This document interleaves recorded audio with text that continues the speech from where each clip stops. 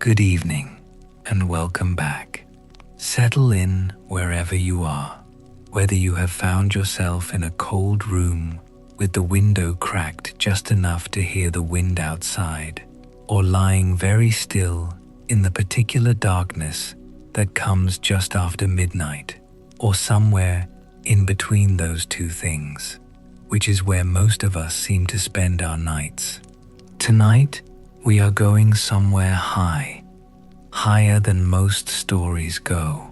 We are going to the roof of the world, to the place where the sky is thin enough that the gods press their faces against it and leave marks. And we are going to talk about the ones nobody talks about anymore, the forgotten ones, the ones who were old before Buddhism arrived, old before the written word arrived, old before the word Tibet existed to describe the place where they were worshipped and feared and loved. Tell me where you are listening from tonight. I want to know. I like to imagine all of you scattered across the earth, some of you in cities, some of you in places where the stars are still visible, some of you in hemispheres where the season is different from mine, and all of you, carrying this in your ears while you breathe slowly towards sleep. That is a strange and beautiful thing, and I do not take it lightly. So stay with me. This is a long night. This is a story that begins before the mountains existed, and it does not end. Not really. Not ever. The land that would become Tibet was not always what it is. That is the first thing to understand. The Himalayas are young mountains, cosmologically speaking, perhaps 50 million years old, which sounds ancient until you compare it to the age of consciousness on this planet, until you think about all the things that lived and died and worshipped and forgot before the first stone of those peaks was thrust upward from the collision of plates that would eventually crush against each other until the earth had nowhere to go but up. The plateau rose, the air thinned, the sky came closer, and the people who would eventually live there, the ancestors of the people we are talking about, they looked up at a sky that was literally nearer to them than it was to anyone else on earth, and they saw it full of things. Long before the first Tibetan kingdom, before the Yarlung Dynasty, before the word Bon was attached to a religious tradition that tried to organize what had previously been organically, wildly, dangerously alive in the landscape, there were the spirits. They did not have a single name. They did not have a theology. They had presence. They were the mountain that killed you if you did not make the right offering. They were the lake that swallowed travelers. They were the wind that came from a direction that had no name in any human language. They were the sound your own blood made in your ears at high altitude, when the thinness of the air made thinking difficult and the world became sharp-edged and strange and very, very close. The Cosmogeny, the story of how the world began, existed in several versions, and none of them agreed, and all of them were true simultaneously, which is a mode of thinking that modern minds find difficult, but which makes a kind of deep sense once you sit with it long enough. Some said the world was an egg. Others said the world was made from the body of a primordial being, which is a story so old it appears in cultures that never had contact with each other, which suggests either an astonishing coincidence or an astonishing fact about the human mind and what it reaches for when it tries to explain existence. Still others said the world was always there, and what happened was not creation but activation, a lighting of something that had been dark. the oldest layer of Tibetan cosmogony, preserved in fragments of Bon scripture and in the oral traditions of villages that maintained their own distinct tellings long after the official religious hierarchies tried to standardize things, spoke of a primordial void that was not empty. This is the crucial distinction. The void was not nothing. The void was full of potential the way a held breath is full of everything it might become. In this void, there was a quality. Some texts call it light, some call it sound, some call it neither, and reach for a word that means something like vibration, something like the feeling of a string instrument after the note has faded, and what remains is not quite silence. And this quality condensed. It gathered itself. It became something that had shape, and the having of shape was the first act, the founding violence of creation, the moment when the infinite became finite, when the eternal became subject to time. From this first condensation came two principles, not male and female, not good and evil. Those are categories imposed later, imposed by traditions that needed order and hierarchy. The original two were something more like dense and light, heavy and feathered, the principle that wanted to sink and consolidate, and the principle that wanted to rise and expand. In the language of pre-Buddhist Bon, the sinking principle had a name that translates imperfectly as something like the great below or the consolidating one, and the rising principle had a name that sounds like it might mean the ascending one or the one who reaches.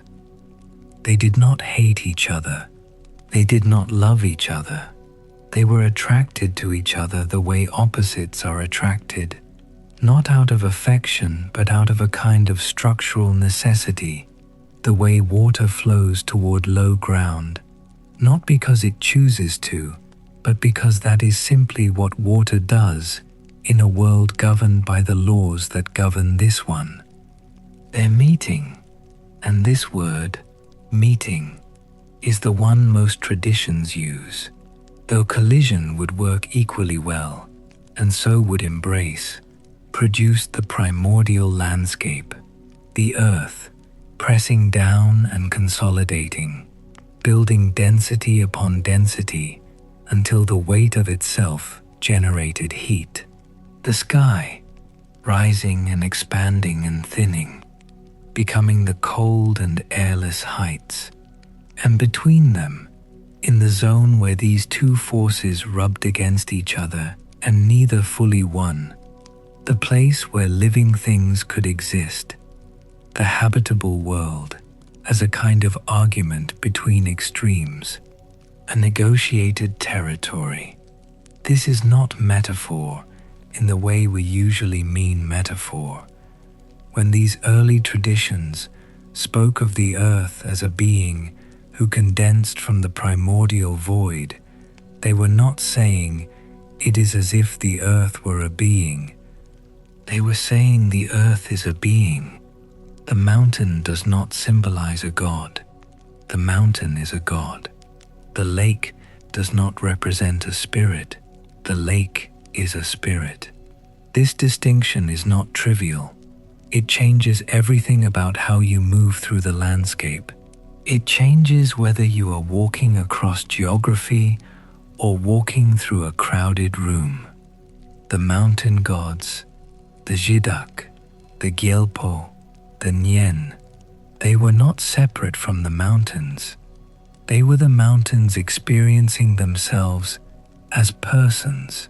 When climbers say that certain peaks in the Himalayas have personalities, that some peaks are generous and some are cruel, that you can feel the difference between a mountain that is willing to let you ascend and a mountain that has decided it is not interested in you today. They are speaking in the language of their own post-religious minds, but they are pointing at something that the pre-Buddhist inhabitants of those heights encoded into a full theological system. The mountain had moods. The mountain had preferences. The mountain could be offended and could be appeased.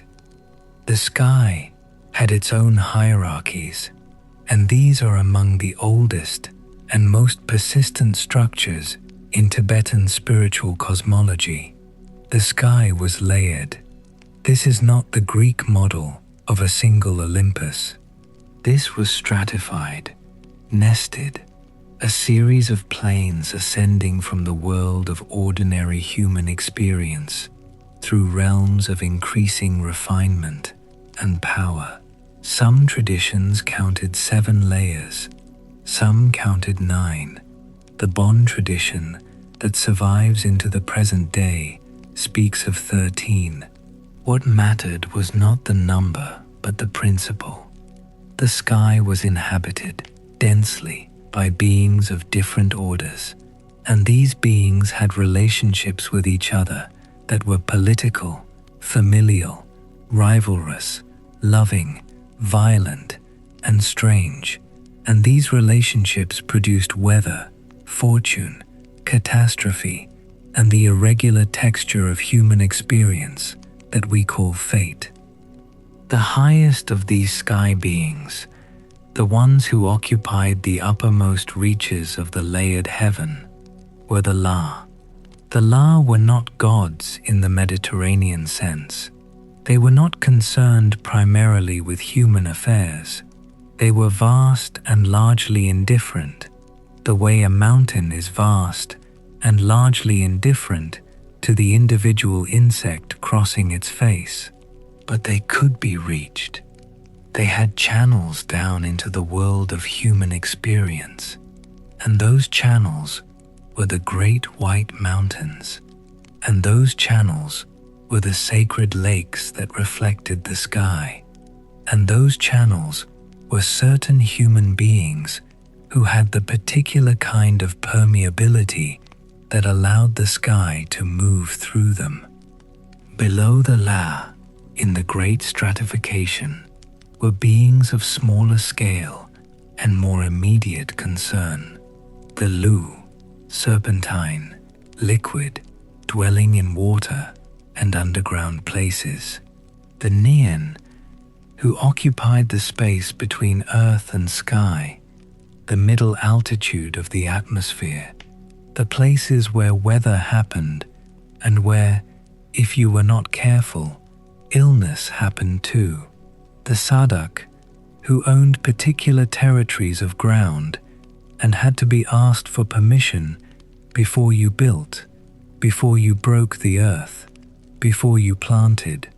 The Tsen, fierce and red, associated with the passes between valleys, the thresholds between territories, the dangerous transitional spaces where you were neither here nor there, and something could get into you if you were not armored by the right preparations.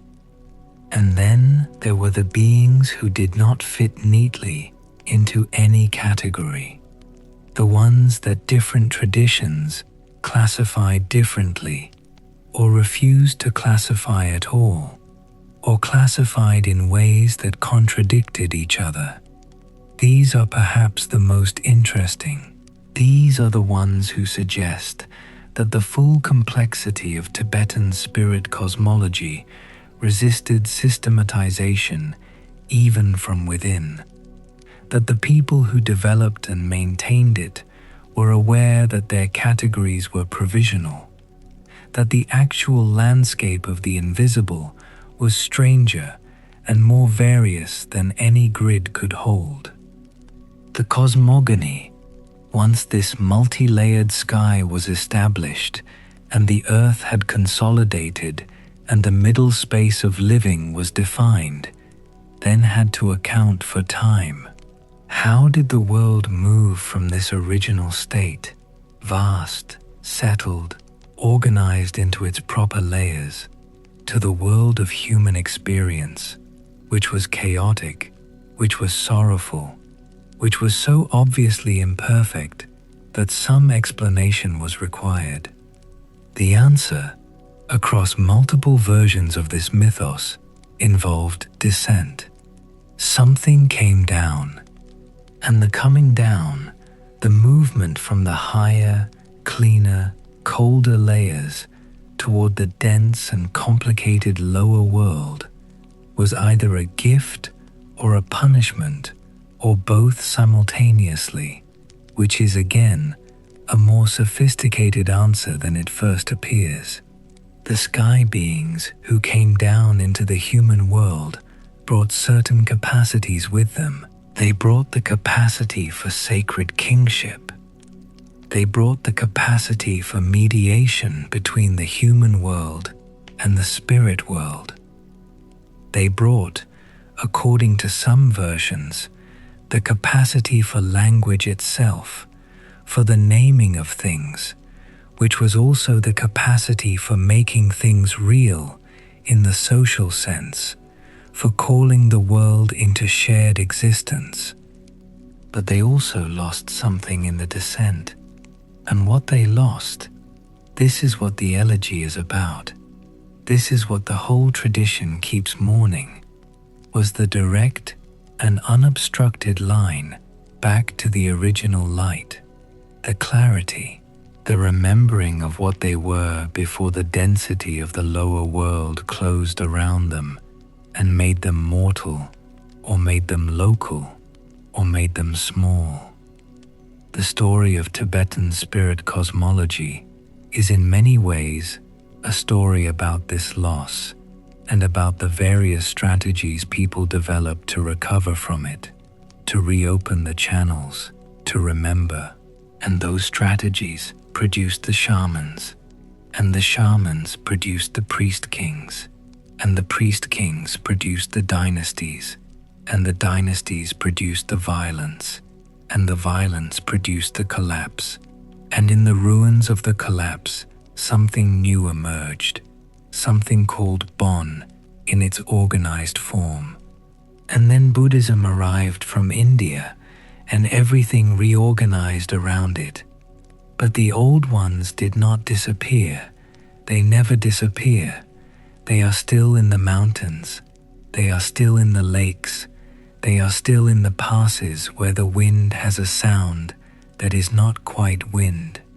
The first great division in the spirit hierarchies, what we might call the original political crisis of the Tibetan cosmological world, was the separation of the three domains: sky, earth, and underworld. This is a structure so prevalent across world mythologies that scholars have spent careers arguing about whether its prevalence reflects a universal feature of human perception or an ancient shared cultural origin. For our purposes tonight, what matters is the specific Tibetan articulation of this structure, which has its own distinctive qualities that set it apart from the Greek or Norse or Hindu versions. The three domains were not originally separate. In the primordial state, the one that the Cosmogeny recalls with such unmistakable nostalgia, they interpenetrated.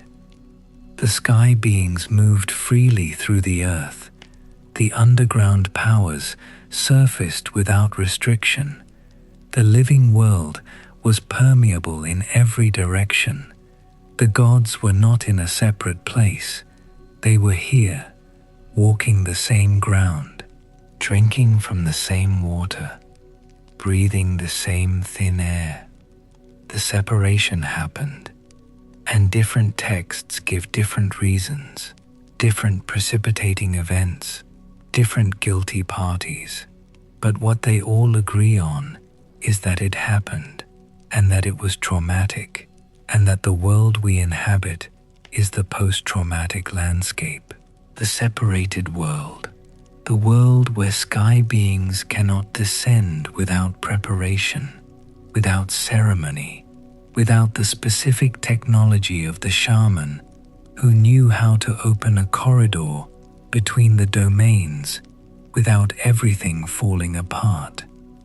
Some texts speak of a great offense, a violation of the proper order by a being who was half of one domain and half of another, a liminal figure, as such figures always are in myth, who used their position between categories to take something that was not meant to be taken, or to open something that was not meant to be opened, or to speak a truth that was supposed to remain unspoken. In the Bon tradition, this figure is sometimes called the Black One or the Inverter, and the offense is described in terms that echo across multiple domains.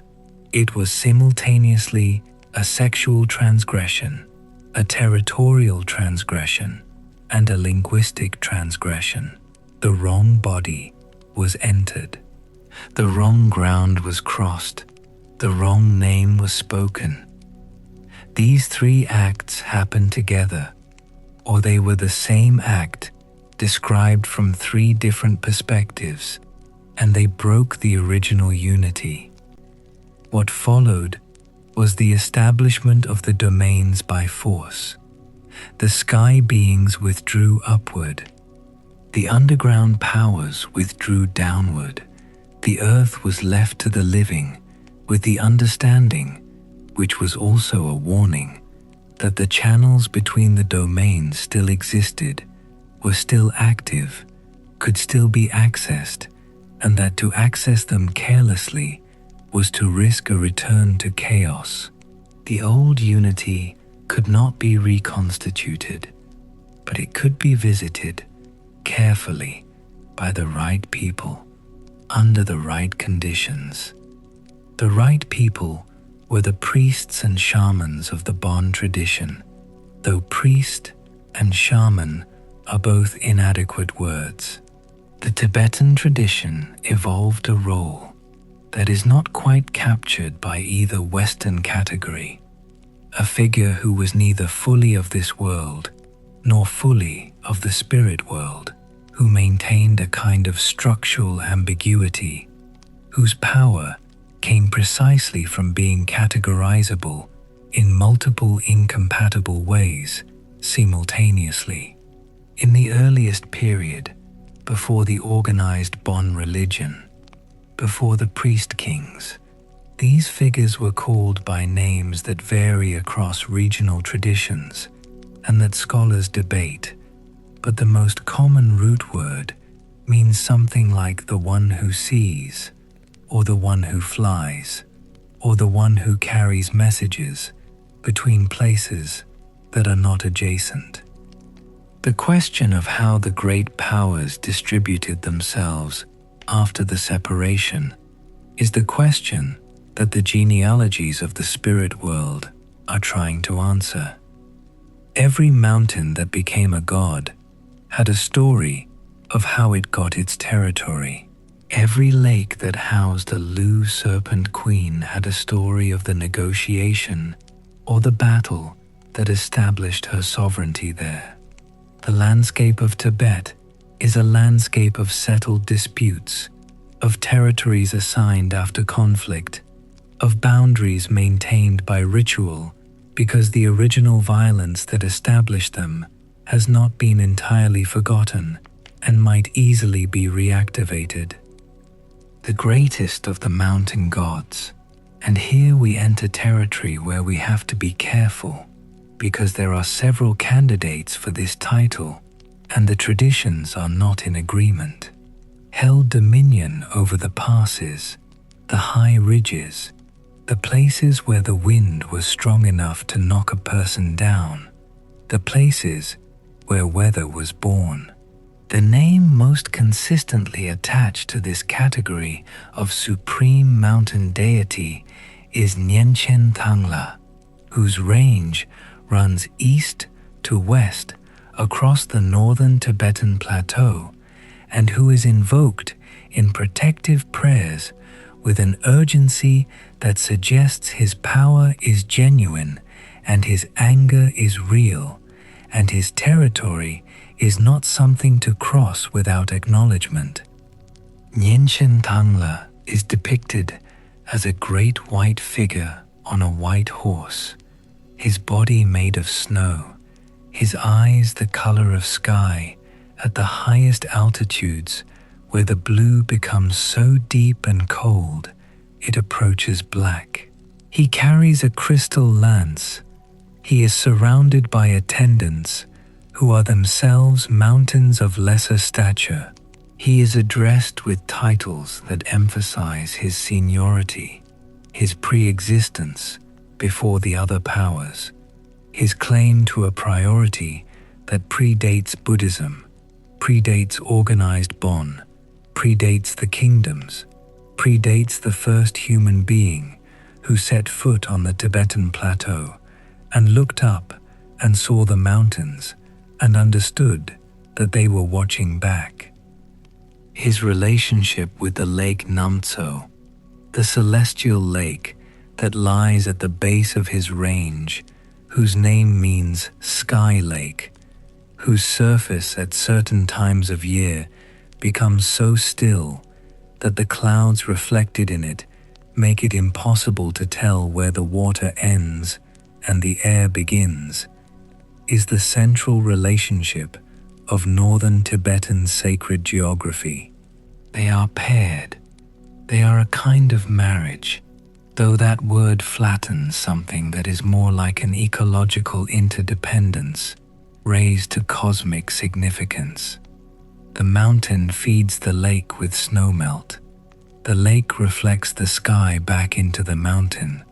The mountain holds the boundary between the earthly and the celestial. The lake holds the memory of what the original unity felt like, when the sky and the earth were not yet separated, when you could look down and see the stars. The southern highlands had their own guardian, equally ancient and significantly different in character, where Nian Tangla is white and cold and associated with clarity, with the sort of power that does not negotiate.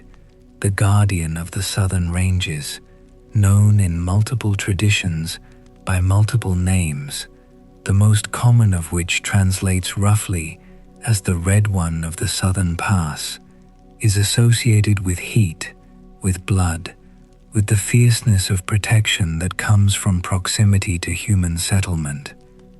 Where the northern mountain gods exist at a remove that makes them almost impersonal, the southern guardian is intimate. He knows the names of individual families. He has opinions about specific valleys. He can be angered by particular behaviors and pleased by specific offerings. And the offerings are not symbolic.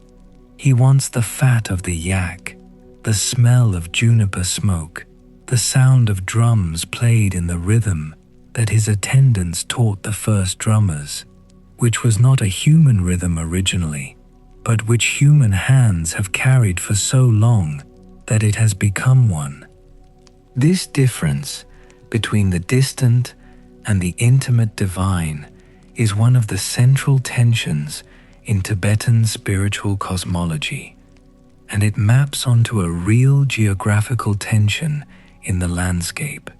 The plateau itself, vast, cold, elevated, swept by winds that come from across China and from across Central Asia and seem to have no memory of anywhere they have been, produces a certain quality of consciousness in the people who live on it, a quality of exposure, of being seen from above and from all sides simultaneously.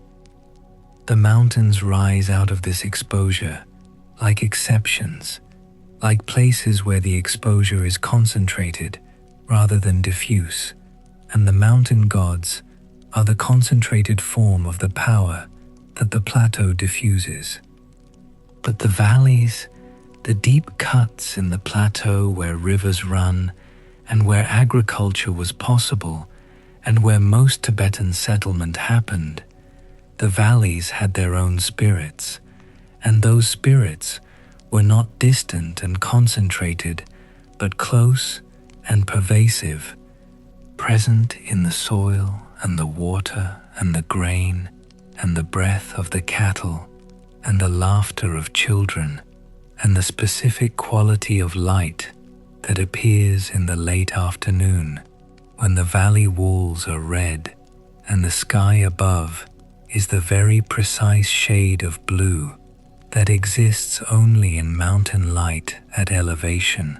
These valley spirits, the Saddak and the local Nian, the household gods called Fola and Yula, the guardian of the individual human body called the Lu, which lived in the door of the house and had to be acknowledged every time you entered and every time you left.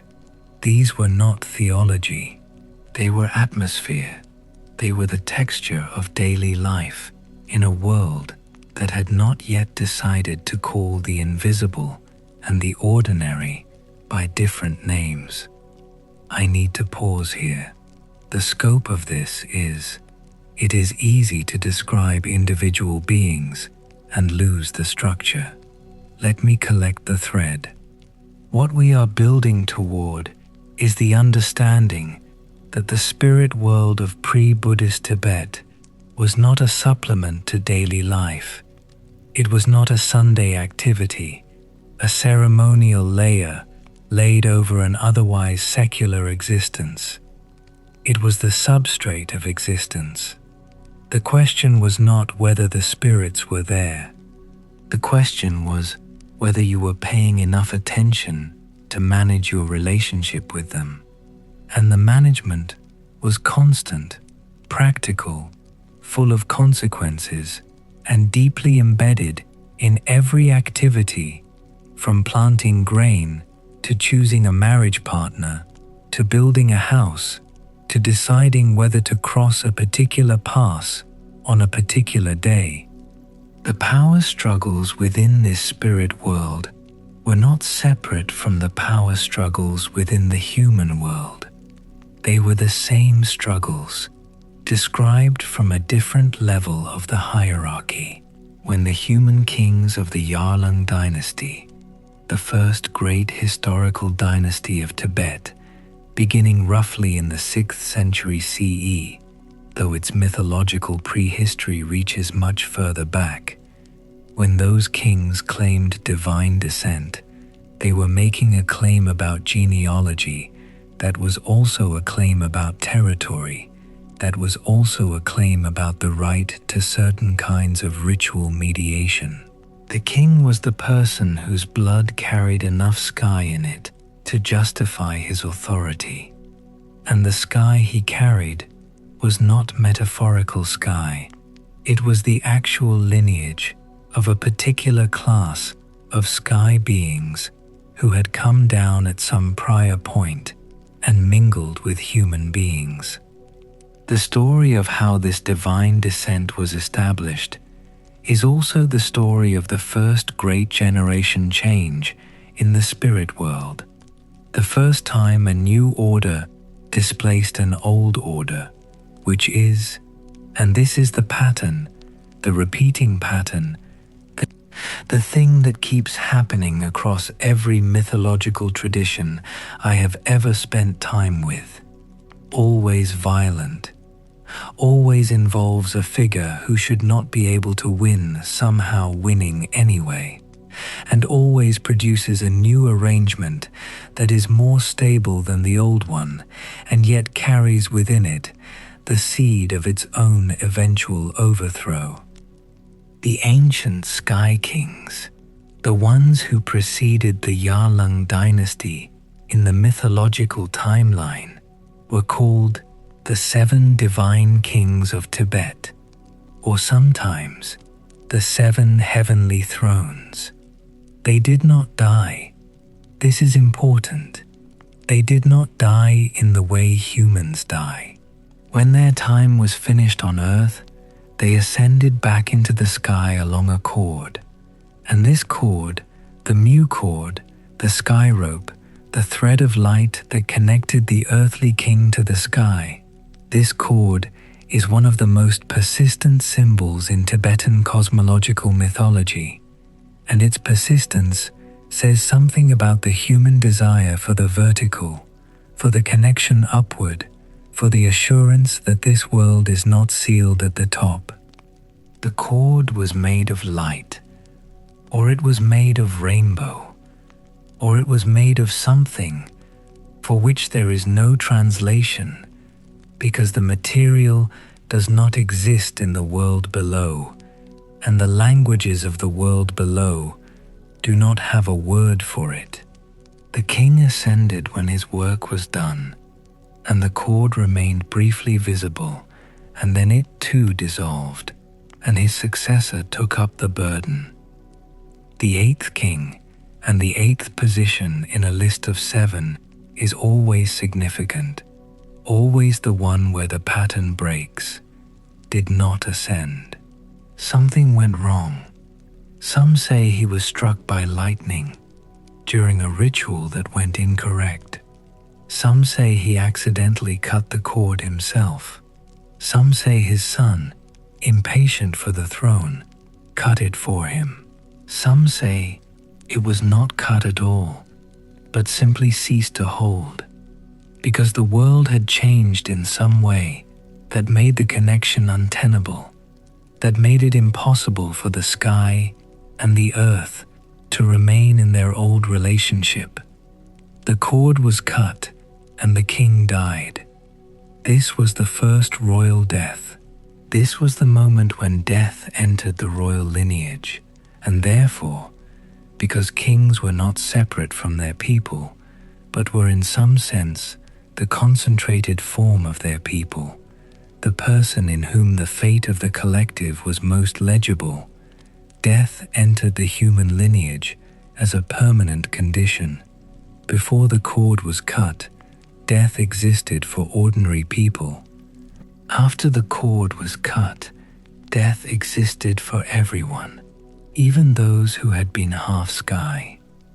The reaction to this event was the first great mourning, and the first great mourning produced the first funeral rites, and the first funeral rites produced the first priesthood specifically organized around the transition of the dead, and the first priesthood of the dead produced, eventually, the entire extraordinary complex of Tibetan death ritual that would centuries later capture the imagination of the entire world when translated texts described a book that guided the consciousness through the stages of dying and the spaces between death and rebirth. The Bardo Thodol, the so-called Tibetan Book of the Dead, is not a Buddhist text that somehow appears in a Buddhist culture. It is a Buddhist systematization of a much older understanding that had been present in the spiritual culture of the Plateau from the moment the cord was cut and the first king's body had to be dealt with, had to be returned to the earth or the sky in a way that preserved the proper relationships between the domains. The ordering of the world, the establishment of the hierarchies that would persist, the agreements that would define how the spirit world and the human world would coexist, came after the cord was cut, and after the mourning, and after the first funerals. It came in the form of what we might call the Great Conferences, which is not a term any Tibetan text uses, but which captures something true about the nature of these events. They were negotiations, they were settlements, they were agreements between parties who had been in conflict and who, having exhausted themselves, were willing to accept arrangements that none of them would have chosen as a first preference. The Lu of the underworld, the serpentine powers, the ones associated with water and with the wealth that comes from underground, the ones who could cause illness in their negative aspect and could grant extraordinary abundance in their positive aspect. The Lu had terms. They needed certain spaces, certain bodies of water left undisturbed, certain underground passages not blocked or diverted. In exchange, they would not rise up through the ground in the form of earthquakes and floods. They would not poison the water of wells and springs. They would remain below, which was where they were most comfortable anyway, and the arrangement suited everyone if it was honored. The Nian of the middle atmosphere, the ones associated with trees and rocks and the middle elevations, the ones you were most likely to disturb simply by walking through the landscape carelessly. The Nian had different terms. They needed acknowledgement, specifically acknowledgement, not elaborate ritual, not massive sacrifice, just the basic recognition that you were passing through their territory and that you knew it and that you were grateful for permission to do so. The offense that triggered Nian illness was almost always the offense of not noticing, of walking through a sacred tree without acknowledgement, of taking a stone that marked a boundary without asking. Arrogance, essentially. The specific form of arrogance that comes from believing you are the only consciousness in a landscape. The sky beings, the La of the upper registers, had the most complex terms, and their terms were essentially about reciprocity. They needed the connection to flow both ways. They needed the human world to send things upward, smoke, prayer, the specific attention that occurs when a human being looks at the sky and really sees it, really acknowledges it, really understands that the sky is looking back. In exchange, they would continue to send things downward, rain in the right amounts, wind that carried rather than destroyed, the particular quality of light that made the world beautiful and made human beings capable of joy. The great ordering was not achieved peacefully. Before the agreements, there were wars. Tibetan mythology preserves the memory of conflicts between the sky powers and the underground powers that were, in some versions, the primary cause of the original separation of the domains. The Lu and the La were not naturally friendly. They wanted incompatible things. The La wanted the sky clear and cold and vertical, aspiring. The Lu wanted density, depth, the slow horizontal movement of water through rock. These were not reconcilable visions of the world. They could coexist only by the establishment of very clear territory, very clear rules about what each power was permitted to do and where. The earth beings, the Saddak, the Jidak, were the mediators in these conflicts, perhaps because they were anchored in the middle layer and had something to lose if either of the extremes won decisively. The stories of their mediation are among the most politically sophisticated in the entire corpus. They involve deception and counter-deception, alliances formed and broken, promises made in language so carefully calibrated that they could be honored in letter while being violated in spirit, and the occasional explosive moment when all the careful negotiation fell apart and had to be rebuilt from a slightly different configuration.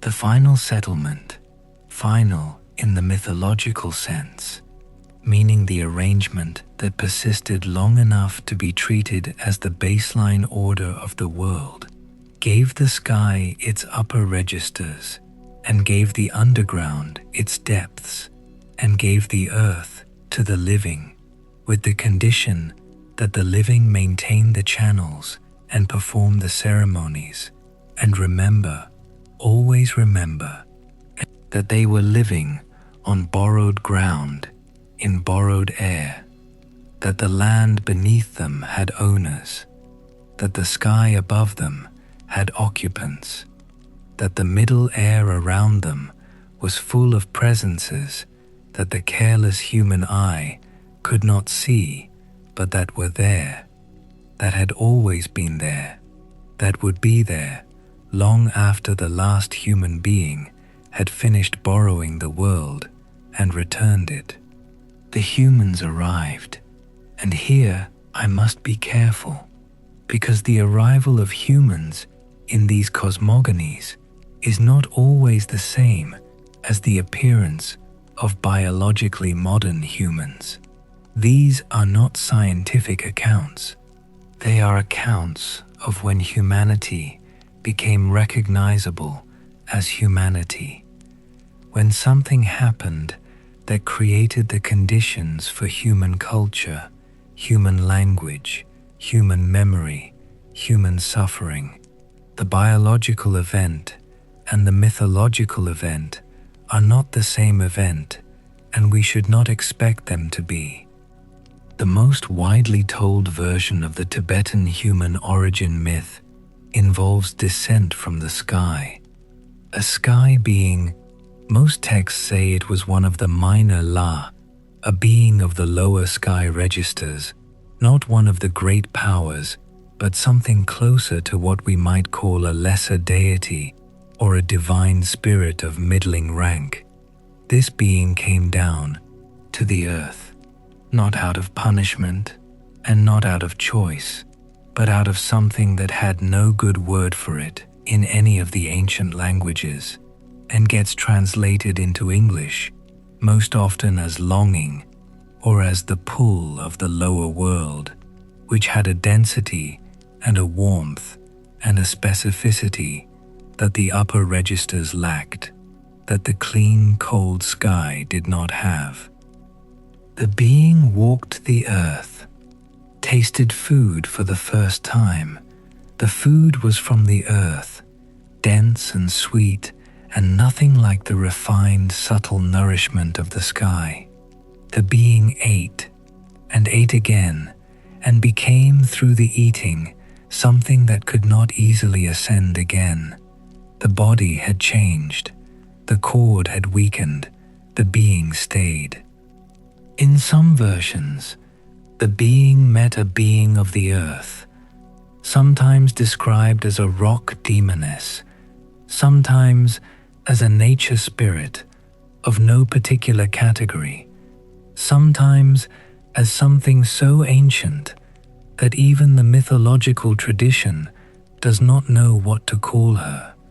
And they joined, and from this joining came the first Tibetans, who were therefore always and from the beginning both sky and earth, both the aspiring upward and the rooting downward, which is perhaps why the tradition is so obsessed with both transcendence and groundedness, why Tibetan spirituality has always been simultaneously about going up and going down, about achieving the highest states and honoring the lowest, most material, most earthly spirits.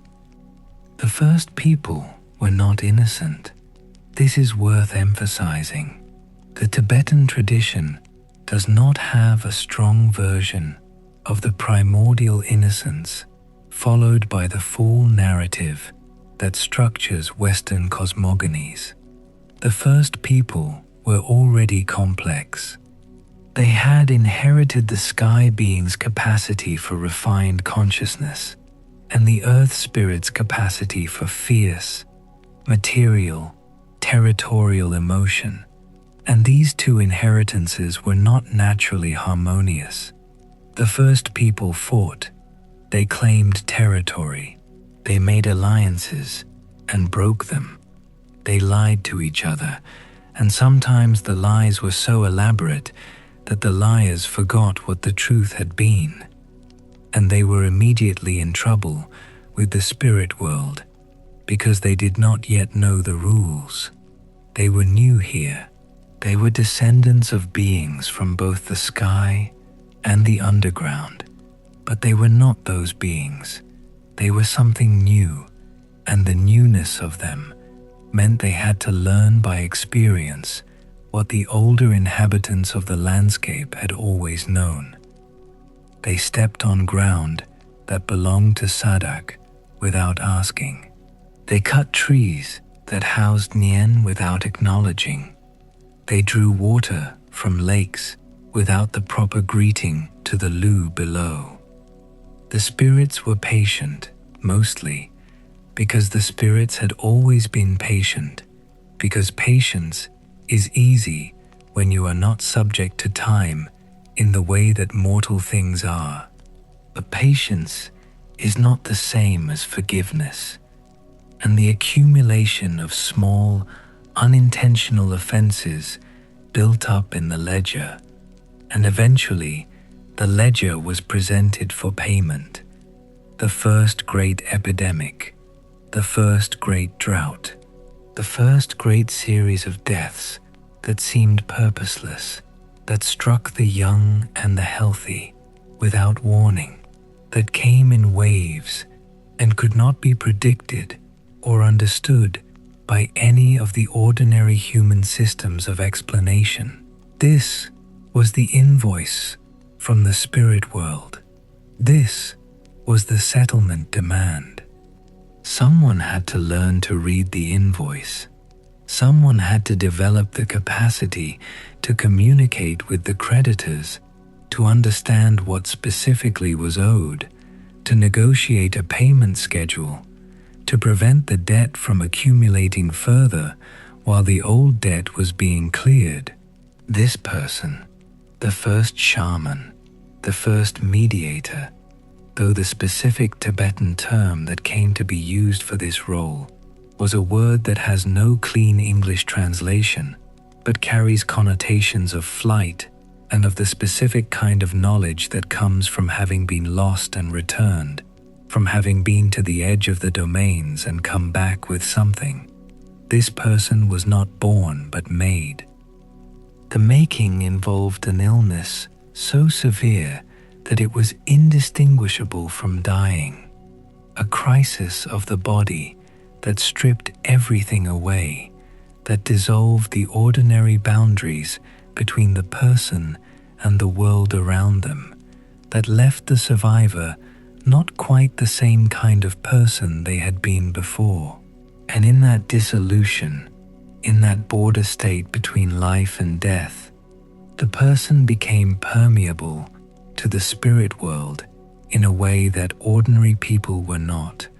They could hear what ordinary people could not hear, see what ordinary people could not see, go where ordinary people could not go, and come back from it, which was the critical part.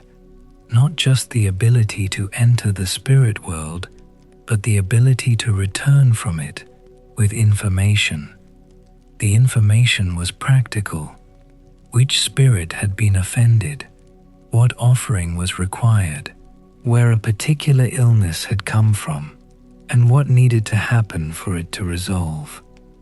The shamans were diagnosticians and diplomats, and their practice was the entire technology of maintaining the relationship between the human world and the spirit world, which was also the entire technology of maintaining the health and prosperity and coherence of the human community.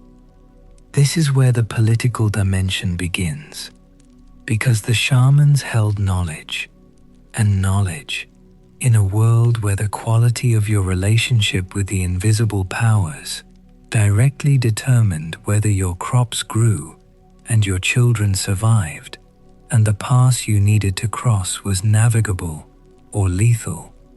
Knowledge was power, real power, the kind of power that made kings nervous.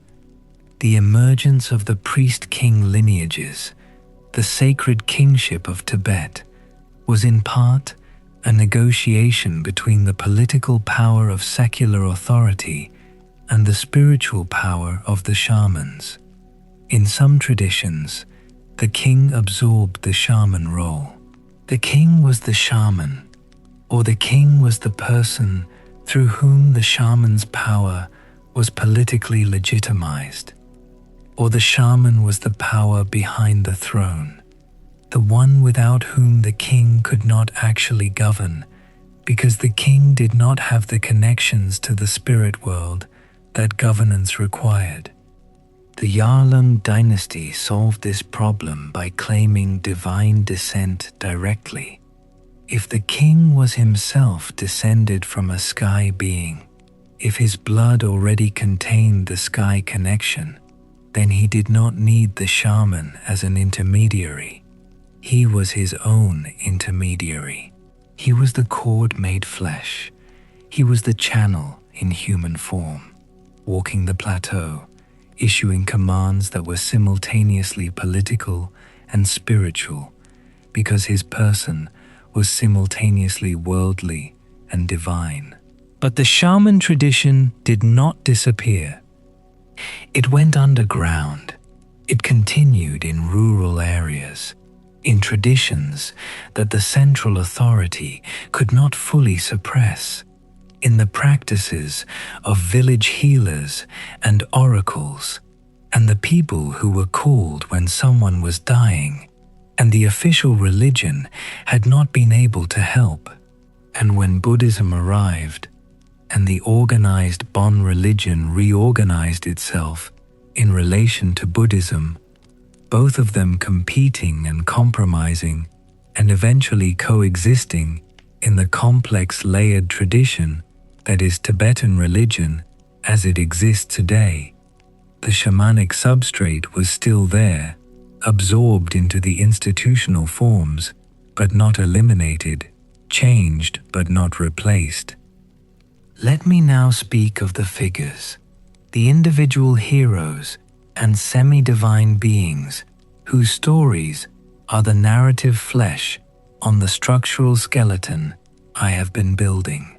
Because the cosmology and the theology and the political history of the spirit world are the frame, but the stories, the specific, individual, heartbreaking stories, are the thing that keeps you awake, the thing that makes this matter. The first figure I want to dwell with is Geza of Ling. I need to say immediately that the Epic of Geza is one of the longest epic narratives in the world. Some versions run to over 1 million words, which is more than the Mahabharata, more than the Iliad and Odyssey combined, and that what I am about to tell you is a fragment of a fragment, a thread pulled from a cloth so vast that no one person has ever seen all of it. The tradition is alive. People are still performing it. There are still singing bards in the high valleys of Tibet and Mongolia and parts of China who perform the Geza epic from memory, entering trance states that last for days, singing material they claim they did not know before the trance began. Geza was not originally human. He was a sky being, a deity of the upper registers, who was persuaded or compelled or chose, depending on the version, to descend into the human world in order to do something that the sky beings could not do from above. The world below had become disordered. The demons, and here the word demons carries a very specific technical meaning in this tradition. It does not mean evil in a moral sense. It means something more like ungoverned power, power without proper relationship, the kind of force that exists outside the network of agreements and arrangements that holds the world in its workable configuration. The demons had grown strong. The ordinary human and spirit world mechanisms for containing them had been overwhelmed. Gesser came down. His birth was concealed. He appeared as an ugly, apparently stupid child in the clan of Ling, which was a middle-status pastoral clan on the Tibetan Plateau, and the concealment was both protective and diagnostic. The tradition consistently places its most powerful figures in positions of apparent lowliness, because power that announces itself too early gets attacked before it is ready, and power that develops in obscurity arrives as a surprise. Gesser's early years were years of mockery and neglect. He was the child no one expected anything of, and this is its own kind of freedom. His mentor was not human. The sky beings who had sent him down maintained a connection, not the mu cord, which was the connection of direct divine kingship, but something more intimate and more hidden, a thread of guidance that appeared in dreams and in visions and in the specific quality of wind that would sometimes arrive from a particular direction with information in it if you knew how to listen. Through this hidden mentorship, Gesser learned what he was, and learning what he was required him to first accept what he appeared to be, the unlikely child, the scorned boy, the one everyone had counted out. The horse came to him.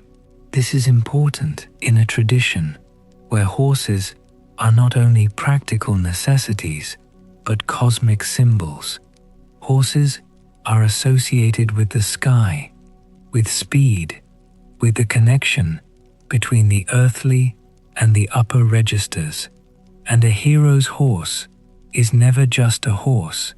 It is always also an expression of that hero's divine backing, the form that sky power takes when it meets the material world. Gesser's horse was white and impossible, faster than anything that had been bred on the plateau.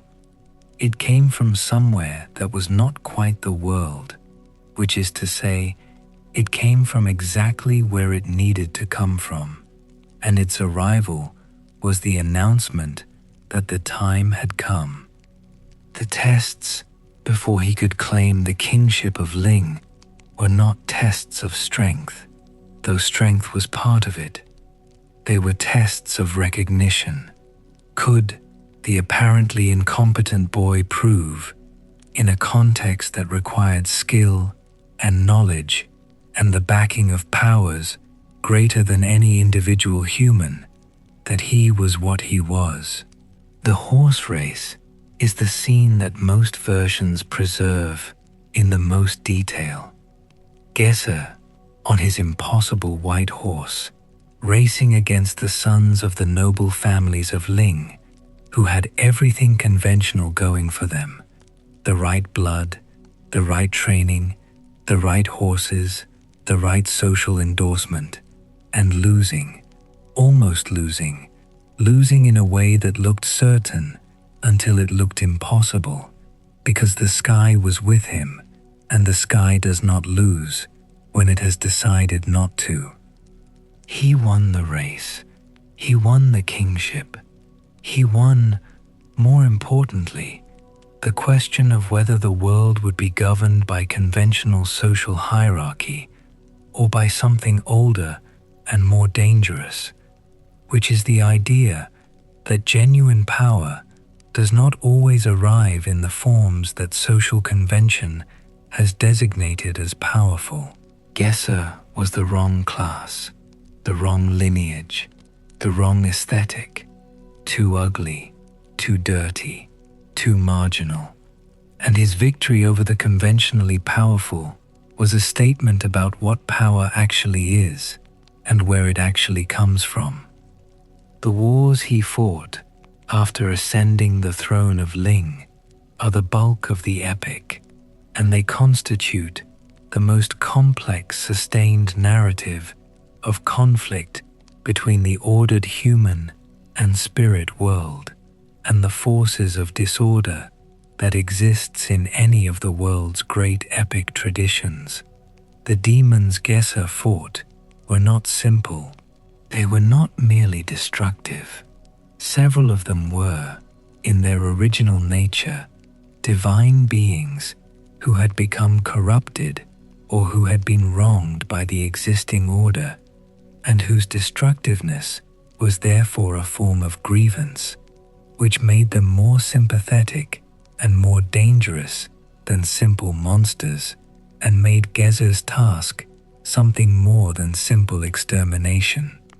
He could not just destroy them, he had to understand them. He had to, in some cases, absorb what was valid in their grievance into the new order he was building, which is the work of politics in any register. His alliances were as important as his battles. Gesser gathered around him a group of warriors and advisors from the various clans of Ling who became, through their association with him, something more than their original social positions would have predicted. The tradition of the Ling warriors is in some ways the tradition of what a community looks like when it organizes itself around genuine rather than conventional authority. Messy, argumentative, full of jealousy and interpersonal conflict, and the specific kind of loyalty that coexists with all of those things. These were not perfect heroes.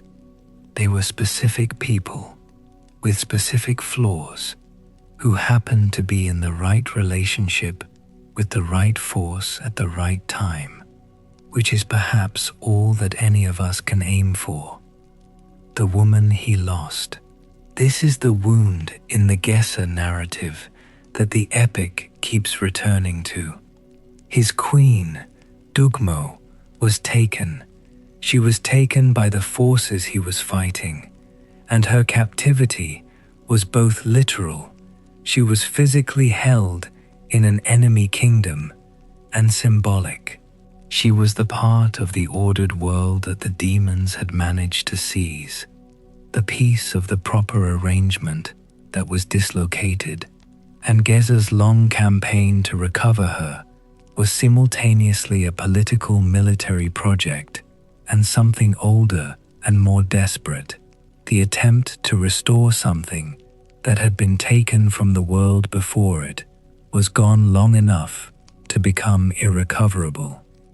He recovered her.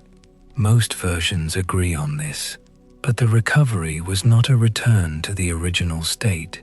Things had happened during the captivity that could not be undone. Time had passed. The demons had not been passive during her captivity, and neither had she, because she was not a passive figure. The tradition portrays Dugmo as a person with her own agency and her own form of intelligence, and her years in the demon kingdom were not simply years of waiting. They changed her, and Gesser, who had been away so long on his campaigns that he had sometimes forgotten what he was fighting for, was not quite the same person either. The reunion was real and incomplete, which is perhaps the truest thing the epic says about what victory costs. You fight for something for long enough that when you finally hold it, you hold it with hands that are no longer quite the same hands, and the thing itself has been changed by its time in the wrong place, and what you have is not what was taken but something adjacent to it, something that memory insists is the same, but that careful attention reveals is different, and you have to decide whether to accept the difference or spend the rest of your life mourning the original. Gesser made the right choice, or rather, Gesser made the choice the tradition needed him to make. which is the choice to continue, to rebuild, to establish the order that he came down to establish, and to do so without pretending that the losses did not happen. The great campaigns continue in the epic long after the recovery of Dugmo. There are always more demons. There is always more disorder. The work of ordering the world is not a project that ends. It is a condition. His later campaigns took him to the four directions, which is a cosmological structure as much as a geographical one. The four directions in Tibetan and in Bon cosmological thinking are not simply north, south, east, west. They are the four fundamental orientations of spiritual reality, each associated with specific qualities, specific colors, specific kinds of power. Geser's conquest of the four directions was the establishment of a world that was complete, not perfect, not finished, but complete in the sense of being fully inhabited, of having a guardian and a principle for every orientation. After him, the compass was full. He did not die, or rather, he sleeps. He is sleeping in a mountain, which is the specific form that the tradition chose for the preservation of this particular kind of unresolving power. The hero who sleeps in the mountain is a figure so common across world mythology that it has its own scholarly category, and what it means, I think, when you look at it from the inside rather than the outside, is the recognition that the power Geser represents does not belong to a single historical moment. It belongs to crisis. It activates in disorder. It is not needed during the ordinary times, and it would be wrong to have it walking around during the ordinary times, because ordinary times need ordinary governance, and the presence of the unconventional hero during conventional times is a destabilizing force. So he sleeps, he waits, and there are people in the high valleys who will tell you, with complete seriousness and no sense of speaking metaphorically, that he will wake when the world needs him again. The second figure requires a different kind of attention. Milarepa came later. He was a historical figure, or at least partially historical.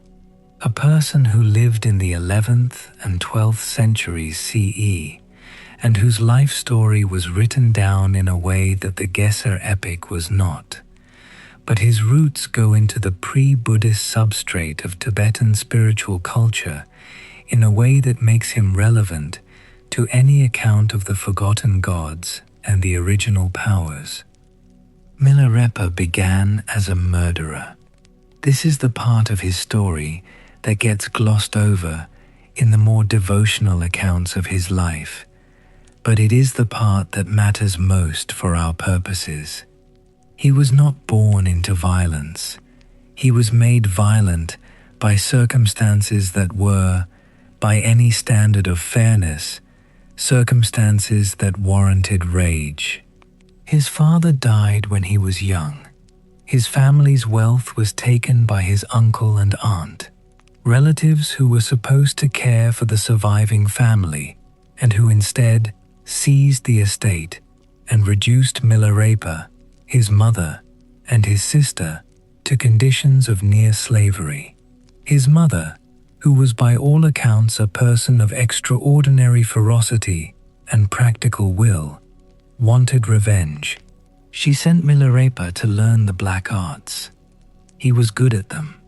He learned hail magic, the art of destroying crops by calling down storms, which in an agricultural community dependent on the growing season was not a minor irritation but a catastrophic weapon. He used it. He killed 35 people at his uncle's son's wedding celebration. He killed more with a second working. And then, having done the thing his mother wanted, having satisfied the requirement of blood for blood, he found himself, as violent people often do after violence, holding something he did not want to keep and could not put down. The guilt, not the cultural guilt of a man who knows he has violated a social rule, but the deeper thing, the recognition that what he had done had made him into something he did not want to be. He sought a teacher. He sought, specifically, someone who could give him not just spiritual teaching, but the kind of spiritual teaching that actually touches the thing underneath, that reaches the wound rather than applying bandaging to the surface. He found Marpa the translator, who understood precisely what Milarepa needed and who administered the cure with a precision that looked, from the outside, like cruelty. Marpa put Milarepa to work, not spiritual work, physical work. He had him build towers, great stone structures, and then ordered them demolished, and had him build them again in different configurations, and then demolished those too, and had him build again. The towers were the torture, the towers were the penance. They were also the teaching, though Milarepa could not see it at the time. The teaching was this: the suffering you carry is not a wall that stands between you and liberation. The suffering you carry is the material from which liberation is built. What you have done, the murders, the black arts, the career of violence, these are not obstacles to the path. They are the path. Because you cannot know what you learned from a lifetime of gentle spiritual development. You can only know what you learned from the specific catastrophe of your specific life. And the catastrophe of Milarepa's life had broken him open in a way that ordinary suffering cannot break a person, and the breaking open was the condition of his eventual understanding. He sang. When the mountain caves became his home, when he had left human society and gone into the high, cold places where the old mountain gods still lived, and where the air was too thin for ordinary thinking, he sang.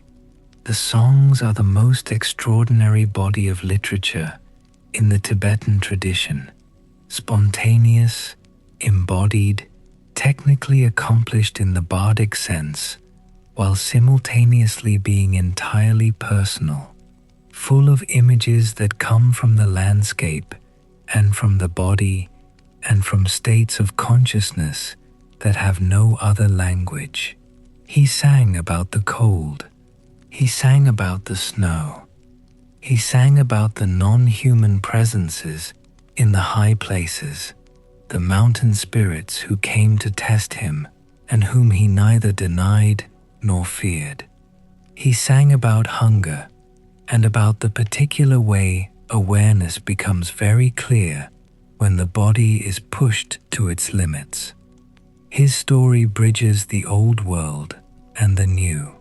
Milarepa stands at the intersection of the pre-Buddhist spirit world, the world of the mountain gods and the cave demons, and the lake goddesses who came to argue with him and whom he defeated through the use of Buddhist emptiness philosophy, a philosophical weapon applied against beings who predated philosophy, and the Buddhist world that was reforming Tibetan culture during his lifetime. His life contains both. He is the place where they meet, and the meeting is not comfortable. It is not a gentle synthesis. It is a collision, and the collision leaves marks on both sides. The third figure is a goddess, or a demon, or both simultaneously, which is the tradition's answer to the question of what she is. Palden Lamo is one of the most terrifying figures in the entire Tibetan Buddhist and pre-Buddhist spiritual pantheon, and she is also one of the most beloved. And these two things coexist without contradiction because the tradition understands, in a way that sanitized modern spirituality often does not, that real protection is not gentle. Real protection is the willingness to do the terrifying thing that the protected cannot do for themselves. Palden Lamo is female. She is depicted riding a mule across a sea of blood. Her skin is dark blue or dark brown. She carries implements of violence. Her ornaments include flayed human skin. She is wrathful in the specific technical sense that the tradition uses for the highest category of divine wrath. Not anger, not irritability, but a fierce and purposeful energy that burns away what needs to be destroyed so that what needs to survive can survive. She is the protector of the Dalai Lamas. She is visible in the Oracle Lake at Lamo Latso, where the regents who are searching for the next incarnation of the Dalai Lama go to look for signs. She is very old. Her origin story, in the Bon tradition that predates her incorporation into Tibetan Buddhism, involves a marriage and a child and a betrayal and an act of violence so extreme that it passes through horror and comes out the other side into something else, something that the tradition calls liberation, but which also looks, from a certain angle, like grief taken all the way to its conclusion. She was married to a demon king. She tried to convert him. He refused. Their child, the child who might have been the bridge between her world and his, who might have been the reconciliation, was killed by her husband, by her demon king husband, who was making a statement about whose world would prevail. She took the child's skin and made it into the saddle blanket of her mule. This detail, which is the most terrible detail in the entire story, is also the most important. She could not leave the child behind. She could not leave the memory behind, but she could carry it with her into her new existence as a wrathful protector. She could make of the worst thing that had ever happened to her the foundation of her power, the thing she rode on, the thing that supported everything she had become since the worst moment. She does not forgive her husband. She does not forgive the forces that made the worst moment happen. She carries the grief forward as fuel. She is the tradition's acknowledgement that some things cannot be resolved into acceptance, that some wounds are better used as weapons, that the mother who has lost a child to violence is perhaps the most dangerous thing in the universe, and this dangerousness is, in the tradition's careful and unsentimental view, precisely what is needed in the world. Not always, not as a permanent condition, but available, present, riding across the sea of blood, with her child's skin beneath her, because she is not a goddess who has transcended her history. She is a goddess who has been transformed by it. Her relationship with the mountain spirit tradition is through the specific geography of southern Tibet and the high lakes. The oracle lake of Lamo Latso is hers. It sees because she sees. It holds memory because she holds memory. And the memory it holds is not comfortable. The regents who go there to look for signs in the water often find things they were not expecting, because Palden Lamo does not tell you what you want to hear. she tells you what you need to know. The fourth figure is older than all of them, older than Gesser, older than the history of the Bon religion, older than the Yarlung kings, older perhaps than the human inhabitation of the Plateau. Sipai Gyalmo, the queen of the world, is the sovereign of all visible existence, which means also the sovereign of all its suffering. She is sometimes classified as a demon. She is sometimes classified as a supreme goddess. She is sometimes classified as a force of nature so fundamental that the categories of demon and goddess do not apply to her, that she is prior to those categories, that the categories were invented by beings who came after her and who needed ways of talking about her that their minds could hold without breaking. Her origin is in the cosmogony itself. She arose, if arose is the right word, if we can apply a temporal category to something that exists at the threshold between the primordial void and the world that condensed from it. She arose as the quality of existence that makes existence bearable and also unbearable simultaneously. She is the reason there is beauty in the world.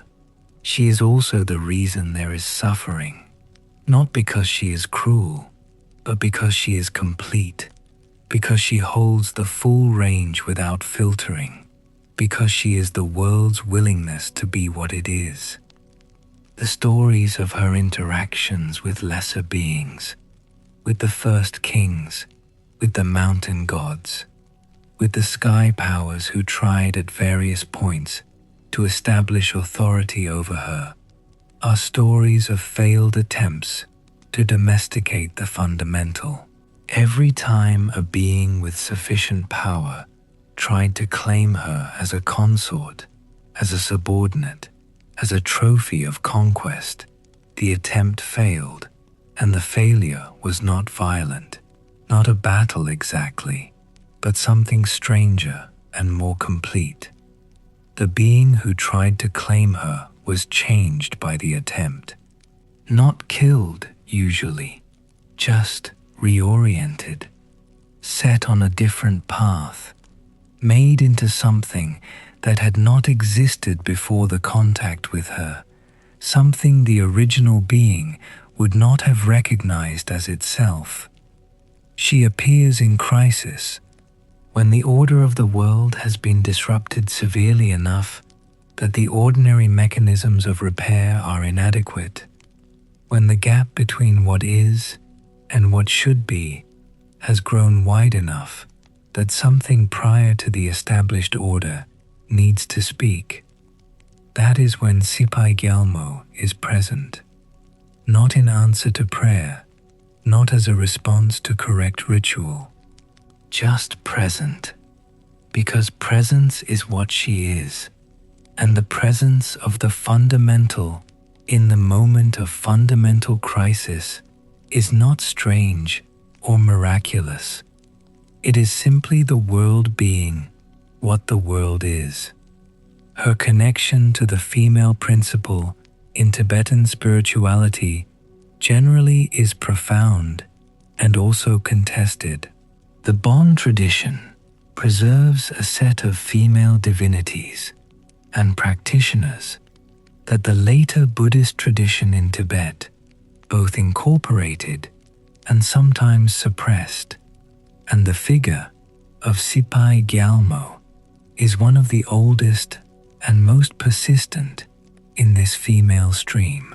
The lake goddesses of the high lakes, the Tsolamo, the divine women of the sacred waters, are in some traditions understood as her manifestations, as the world queen expressing herself in the form of a still surface that reflects the sky. The female shaman tradition, the practitioners called by names that translate roughly as sky dancers or cloud riders, the figures that later Buddhist tradition would formalize as dakinis, These are in some accounts the attendants of Sipai Gyalmo, her court, her expression in the world of human spiritual practice. She does not have a biography the way Gesser has a biography or Milarepa has a biography. She is not a character in a narrative. She is the condition within which all narratives occur, and this is perhaps why she is the most forgotten of all, not because the tradition abandoned her, but because she is too large to fit inside a story, and stories are how things are remembered.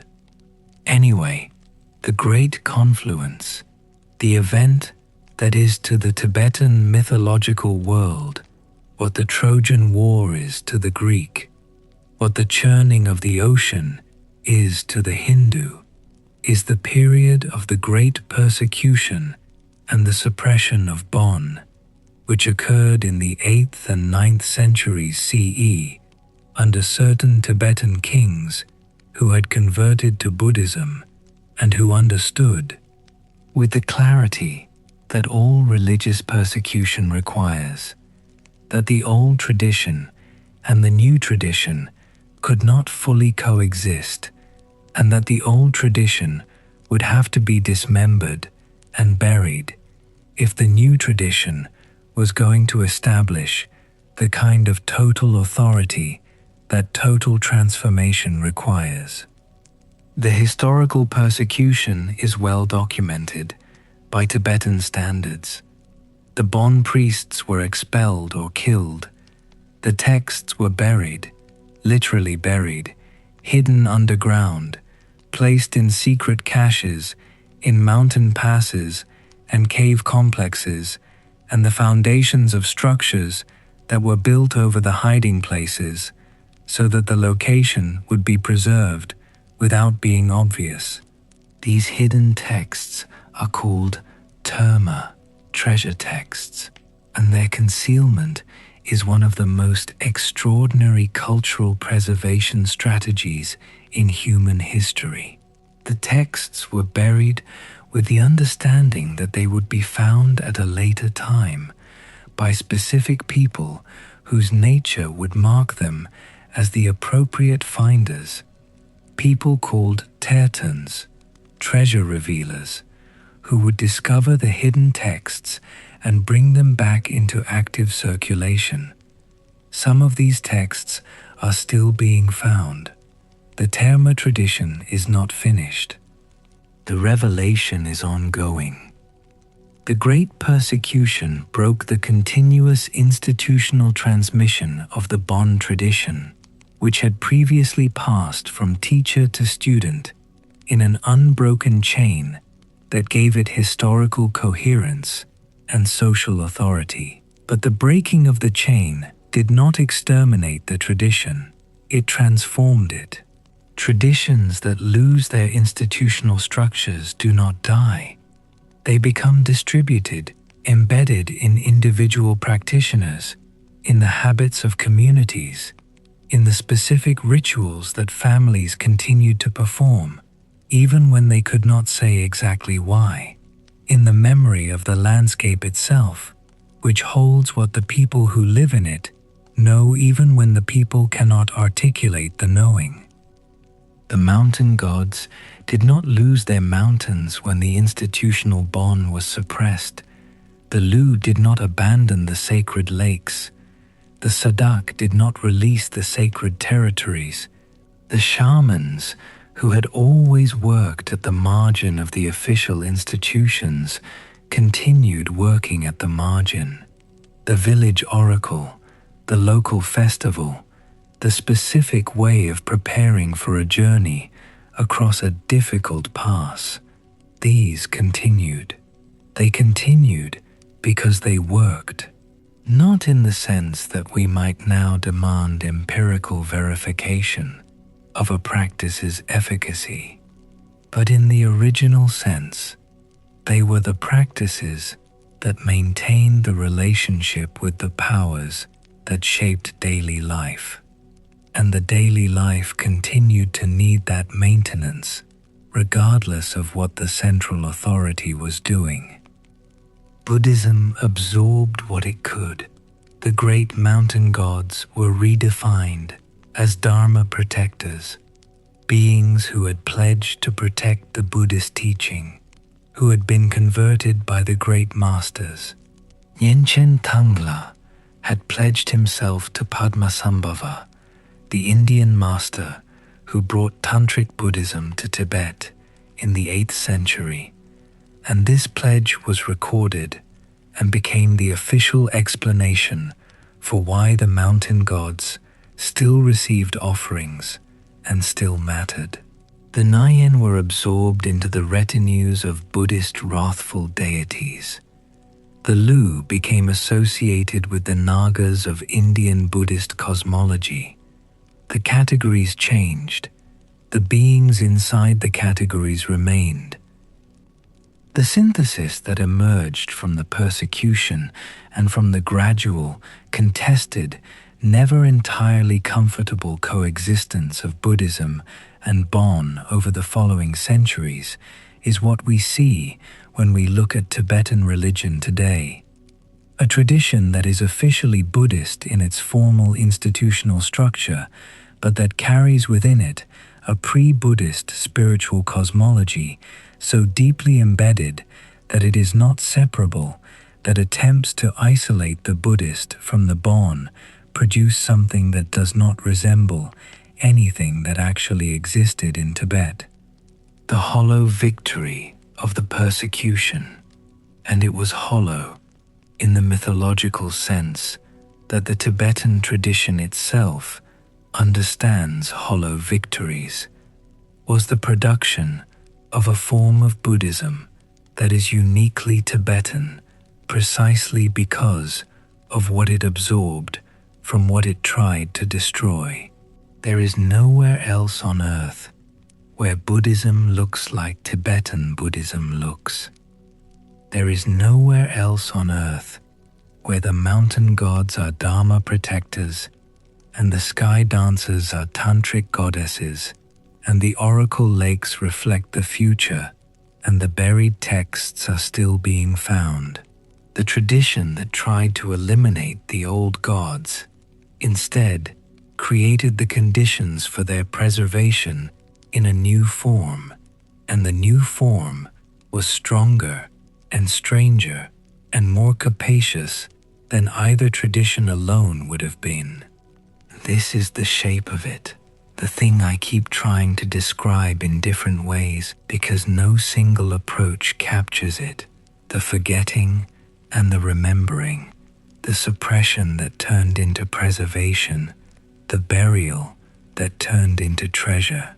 The tradition that tried to die and did not die, and is trying to die now, in the conditions of diaspora and exile, and the particular violence of the 20th century in Tibet, and is again not dying, is again transforming, is again finding the form in which it can survive.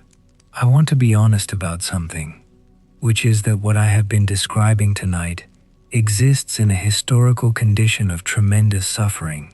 The living tradition, the monks and practitioners and communities who carry the Bon heritage and the syncretic Tibetan Buddhist heritage exist largely in exile, or in a Tibet where their practice is constrained by political conditions that have not been resolved. The texts are in libraries. The rituals are practiced in monasteries, in India and Nepal, and in diaspora communities on every habitable continent. The mountain gods still receive their offerings in the high places, but the people who know the precise form of those offerings and can read the signs of the mountain's responses, those people are fewer than they were, and the transmission is stressed. There is something. I notice I want to name it differently than it deserves to be named. There is something that looks, from this angle, like a particular form of modern loss. Not the ancient loss the myths describe, not the cutting of the mu cord, or the persecution of Bon, but the quieter, continuous, grinding loss of a tradition under geopolitical pressure, trying to survive its second great upheaval in 12 centuries. And the survival strategy looks the same as the last time: embedding, distribution, entrusting the living tradition to practitioners who carry it in their bodies and in their practices and in the specific way they look at a mountain and know, in some register below the explicit, that it is looking back.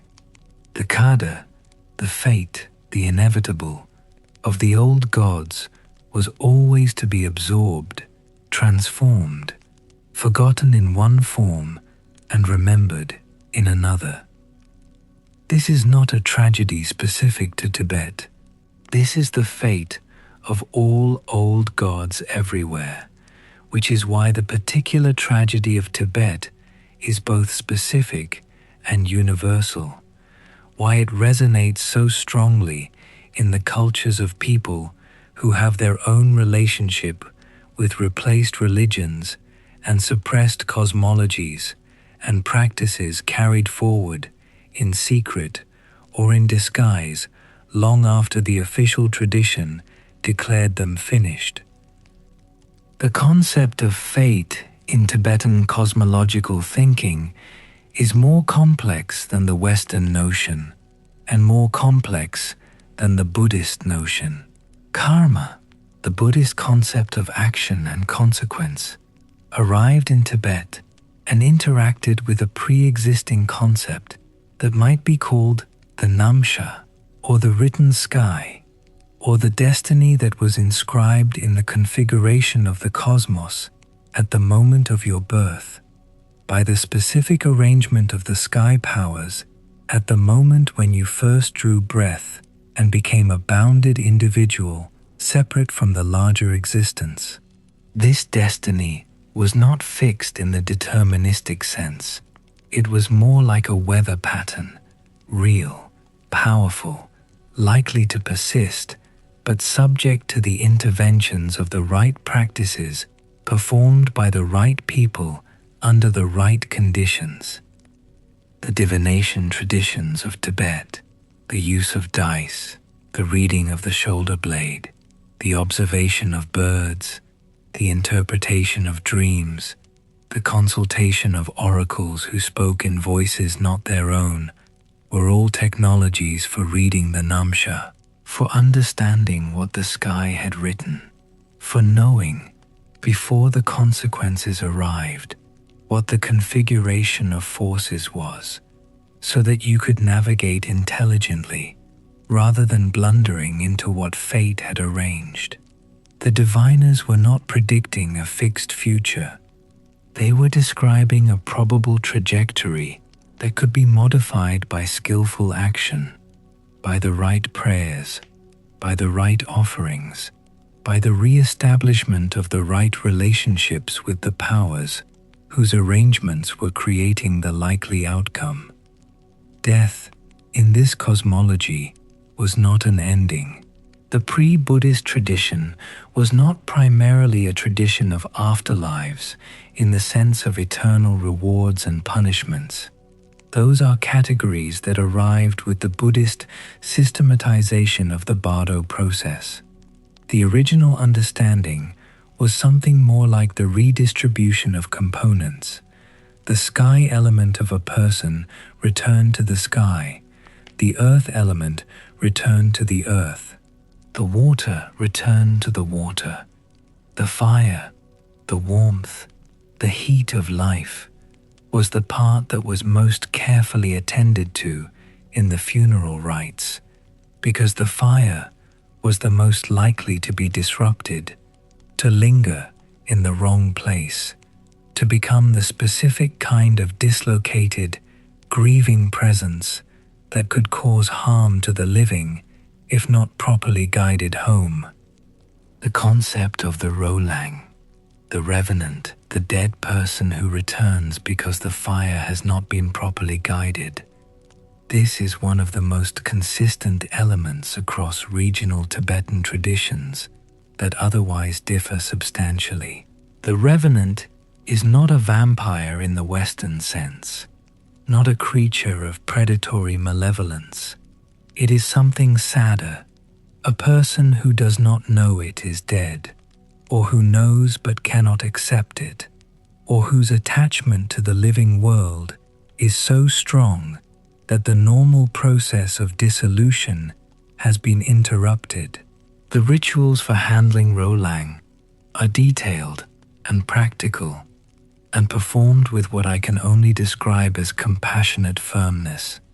The goal is not destruction, but resolution, not violence, but the gentle insistence that the dead continue in the direction of death, that they stop trying to remain in the world of the living, where they have become something that the world of the living cannot accommodate.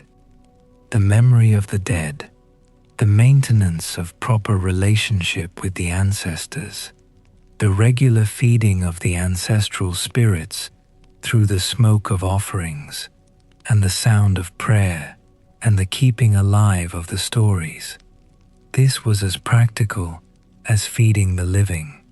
The ancestors were not gone.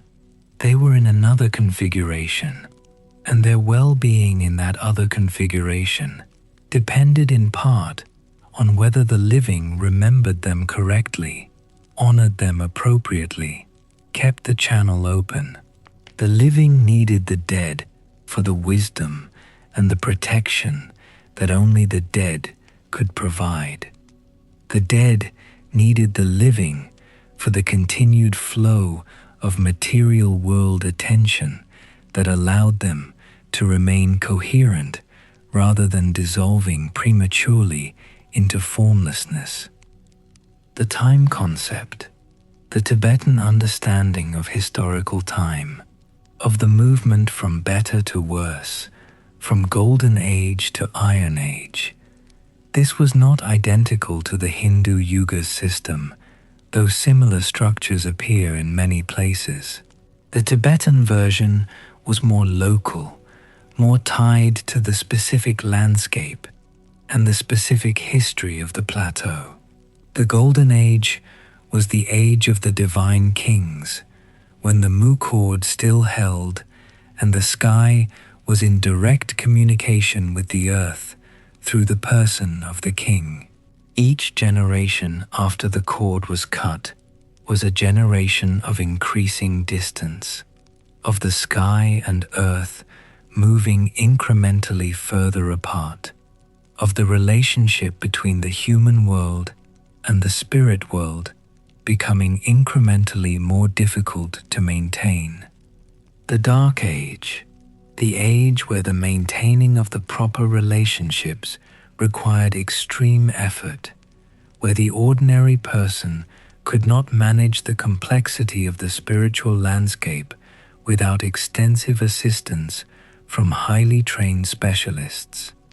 This was not a prophecy, it was a description.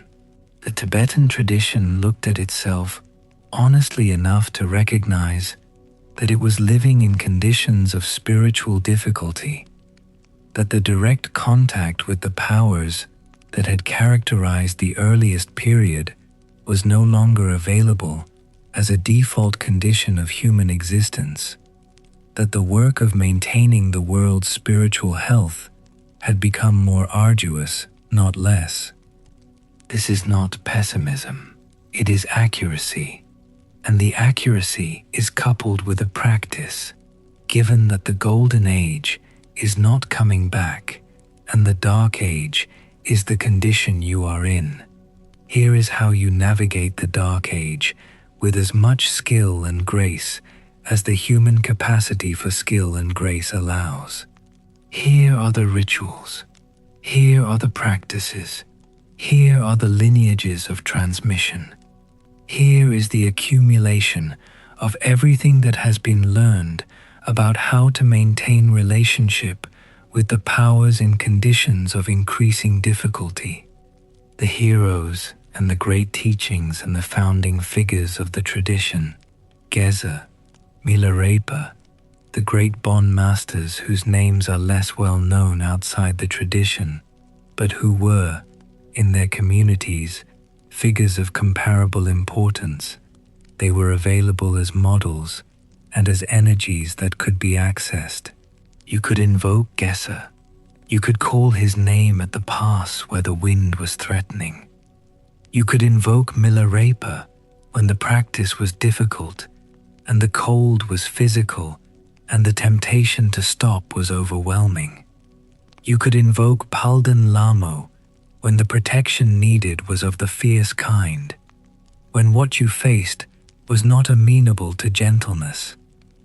The invocation worked, in the sense that all invocation works, which is the sense of orienting the practitioner's full attention and intention toward a specific quality or power, of using the name and the story as a focusing lens for whatever capacity the practitioner had to bring to bear on their situation. Whether this invocation was also a contact with an external entity, with a being who existed independently of the practitioner and who responded to being called. This is the question that the tradition does not answer in the terms of modern skepticism, because the tradition was not developed in conversation with modern skepticism, and its categories are not organized around the question of whether the invisible is real, in the sense modern Western epistemology requires it to be real. It is real in the sense that it has consequences. It is real in the sense that attending to it changes outcomes. It is real in the sense that the mountain is real, not as a symbol, not as a metaphor, not as a projection of human psychology onto an indifferent landscape, but as a presence, as a something rather than a nothing, as an entity whose nature includes aspects that are visible and aspects that are not visible, and whose full nature is not reducible to either of those aspects alone. The transmission of the tradition, the specific technology of passing knowledge from person to person, from teacher to student, from the living to the not yet born, was one of the central preoccupations of the Tibetan spiritual culture, in a way that perhaps it was not in cultures where the conditions of transmission were easier. When you know that what you carry can be lost, when you have seen it nearly lost before, you develop an extraordinary precision about the question of how it passes, what must be transmitted in writing, what can only be transmitted in the living relationship between teacher and student, what must be demonstrated rather than described, what is lost if the transmission is interrupted for even a generation. The terma tradition, the buried texts, the treasure revelation, was also a technology of transmission across breaks. If the living chain is cut, if the persecution comes, and the teachers are killed or dispersed before they can pass on what they know, the texts that they hid will be found by the right people at the right time. The tradition would survive the break by having anticipated the break and prepared for it. This is a remarkable intellectual achievement, and it is also an act of faith so specific and so sustained that it is hard to describe without the word faith sounding either too religious or not religious enough. The Dakinis, the sky dancers, the cloud riders, the tradition of female tantric masters, and the female principle in the Tibetan spiritual cosmology, these deserve more time than I am giving them. I know this. I am giving them less time than the male heroes, which is an asymmetry I notice and cannot fully correct in the space of a single evening without losing the larger thread, but I want to name it the female stream in Tibetan spirituality, from the pre-Buddhist spirit world's female powers, through the Bon female practitioners, through the great women yoginis of the Buddhist period, is not a secondary or supplementary tradition. It is in some ways the primary channel through which the very oldest layer of the cosmology was preserved, because the female practitioners were less visible to the institutional hierarchies that tried to suppress what they found threatening, and less visible meant less targeted, and less targeted meant more survived. The sky dance is not a metaphor, or it is a metaphor that is also a description.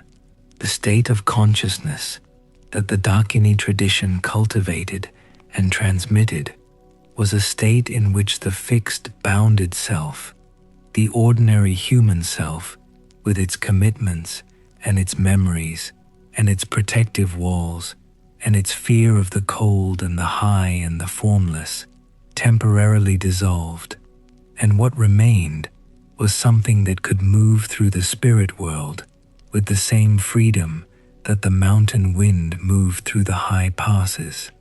The sky dance was the practice of not being fixed to the ground, which in the full Tibetan cosmological framework meant not being fixed to the human domain, which meant carefully, with the right preparation, with the right guides and the right return path already established before you left, visiting the other domains and coming back.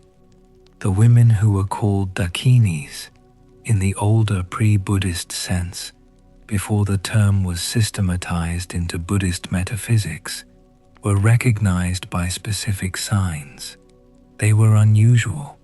They behaved in ways that violated the ordinary social expectations for women in their communities, not randomly or pathologically, but in ways that suggested the ordinary social expectations did not apply to them because they were operating according to a different authority.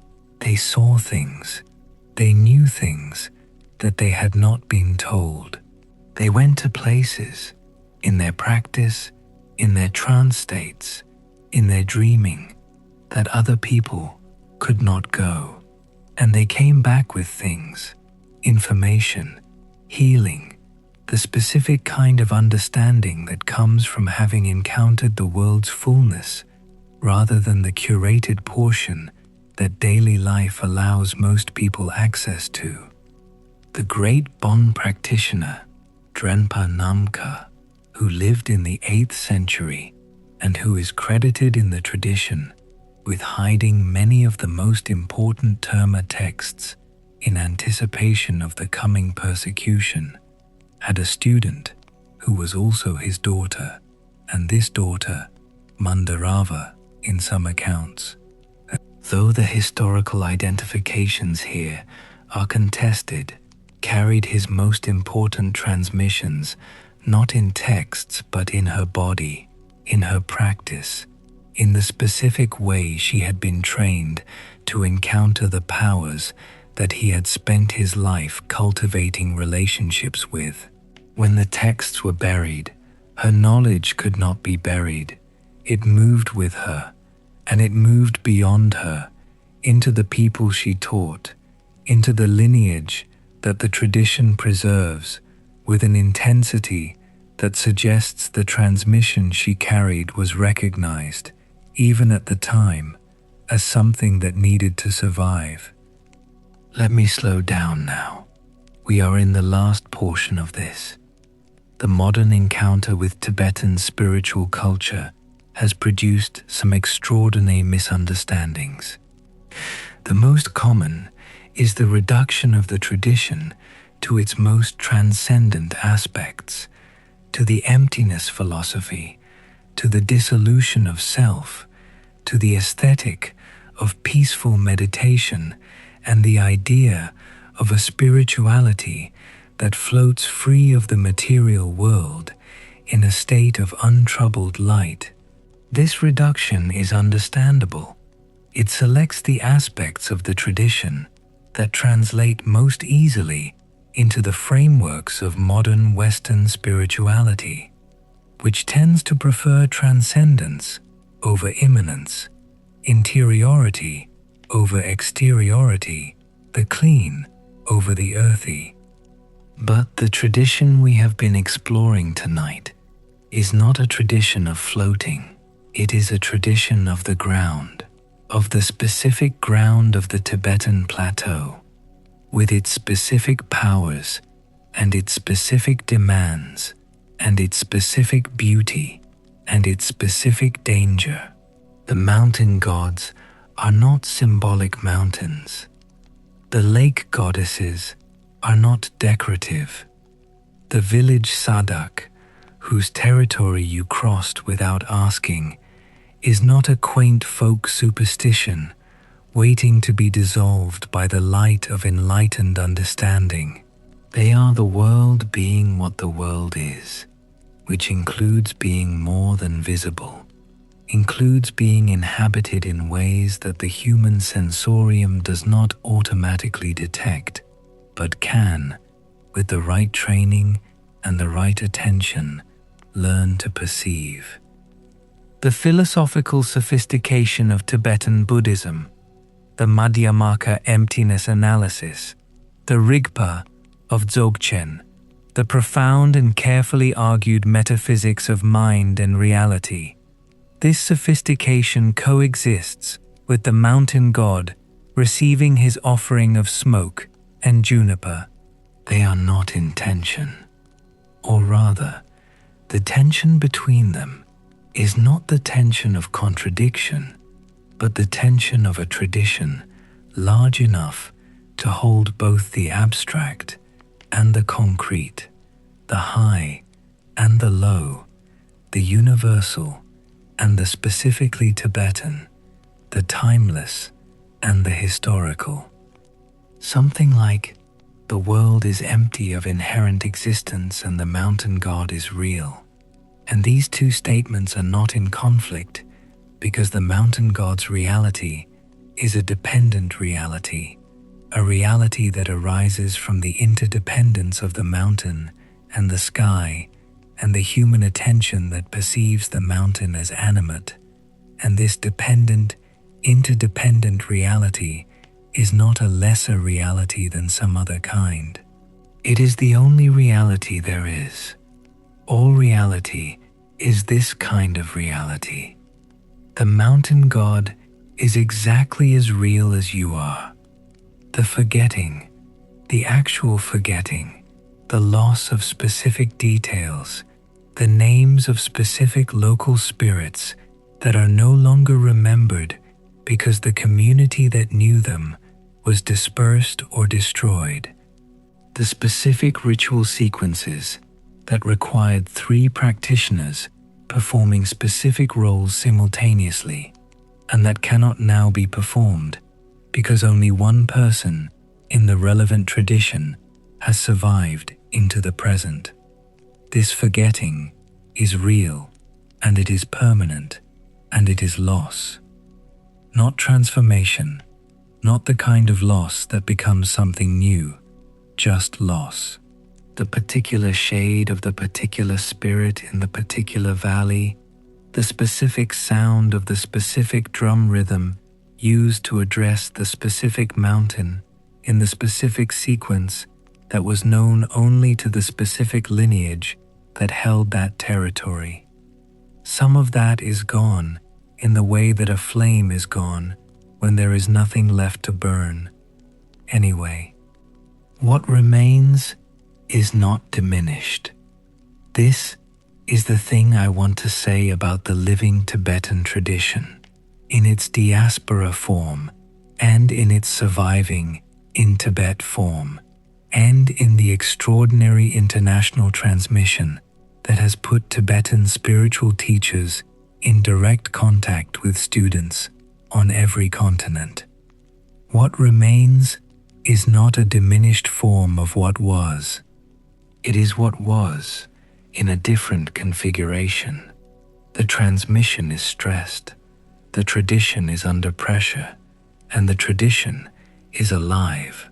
Alive in the way that living things are alive, adaptive, responsive, carrying forward what cannot be abandoned while releasing what cannot be maintained. The oracle lakes still speak. The mountain gods still hold their territories. The Terma texts are still being found by people who were, the tradition says, destined to find them, who carry in their specific constitution the resonance that the buried text requires in its finder. The sky dancers are still practicing the sky dance. The shamanic diagnosticians are still diagnosing. The great festivals that honor the mountain gods are still performed, in different places than they were originally performed, by different people than performed them originally, but with the same intention and with the same effect, because the intention and the effect do not require a fixed geography, only the right relationship with the powers that the geography was always pointing toward. The forgetting and the remembering, always both, always simultaneously. The traditions that call themselves ancient are the ones that remembered, and the things they remember are the things that something in the human structure insists on remembering, because they are true in the sense that matters most. They describe the world accurately enough that living as though they are true produces better outcomes than living as though they are not. The mountain is a presence. The sky is inhabited. The dead are not entirely gone. The cord, though cut, left a mark in the air where it was, and if you go to the right high places and the light is right and you are very still, you can almost see it. The archetype, the deep structure, does not die when the specific cultural form that carries it dies. The sky god who descends to the mortal world and brings order and eventually sleeps in the mountain, waiting for the next crisis. This is not only Geser. This is a shape that the human mind returns to, that appears in different costumes, in different cultures, that the tradition keeps inventing because the human situation keeps requiring it. The cosmic female who holds the world's suffering in her body and whose grief has become her power. This is not only Palden Lamo, the person who murders and is made by the murder into someone capable of a different kind of understanding. This is not only Milarepa, the mountain that is a god, the lake that remembers, the buried text that waits for the right hand. These are not only Tibetan, they are Tibetan first. The specific form is specific, and the specificity matters, and the loss of the specific is a real loss. But the deeper structure is older than Tibet and will outlast the current period of stress and suppression and loss, will survive in new forms, in new contexts, will keep appearing in the places where human beings go when the ordinary categories are not enough, when the visible world is insufficient to explain the life they are living. The final thing I want to say is about the plateau itself, the landscape, the specific physical reality that produced this specific spiritual culture. The Tibetan plateau is approximately 4 kilometers above sea level. At that altitude, the air contains roughly 60% of the oxygen available at sea level. At that altitude, the sky is darker during the day than the sky at lower altitudes. because there is less atmosphere to scatter the light, and you can sometimes see stars in the daytime sky above the high passes. At that altitude, the human body works harder to do everything it does at lower altitudes, and the brain, which is metabolically expensive, which requires continuous and generous oxygen supply, the brain at that altitude begins to function differently. Thoughts become simpler, perception becomes more immediate. The gap between the thing and the experience of the thing narrows.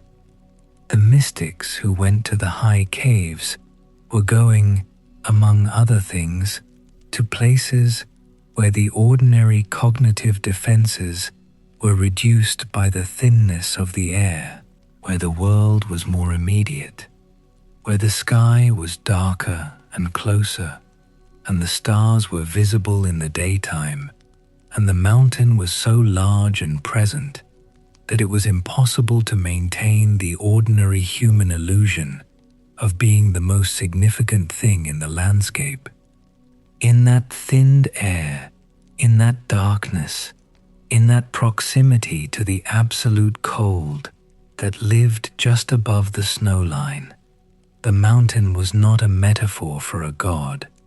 The mountain was what it was, present, watching, old in a way that made human history seem very recent, holding in its stone the compressed record of the forces that made it, the ancient seabed that was shoved upward by the collision of plates, carrying marine fossils at 4 kilometers altitude, the ocean, remembered in stone at the highest point on earth. Of course there were gods here. How could there not be? How could any human being stand in that landscape and look up and see the sky that close and feel the ground that old beneath their feet and not know, immediately and without argument, that they were in the presence of something larger than themselves, something that had been here before them and would be here after them, something that required acknowledgement. The forgotten gods of Tibet are forgotten only in the Western sense, which means they are forgotten only to those who never knew them. In the mountains, they are still there, in the lakes that reflect the sky, in the wind that comes from the direction that has no name, in the specific way the light falls in the late afternoon on the walls of a valley you have never visited, and that feels, despite this, somehow familiar. Good night. Thank you for staying. However far you have traveled tonight, I hope you find the way back to your own ground gently, and that the dreaming, when it comes, is the dreaming of high places, cold air, and stars visible at noon.